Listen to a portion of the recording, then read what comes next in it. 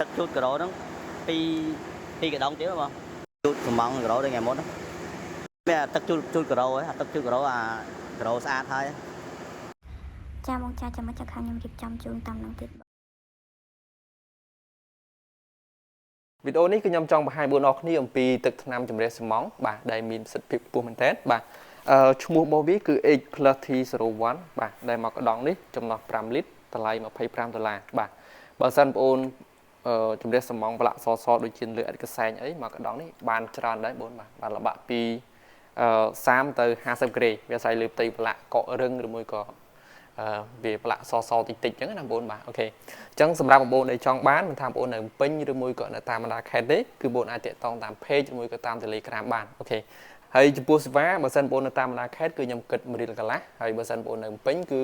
ទៅតាមទីតាំងចិត្តឆ្ងាយអូខេអញ្ចឹងវីដេអូនេះគឺមានតែប៉ុណ្្នឹងបងបាទជួបគ្នានៅក្នុងវីដេអូក្រោយទៀត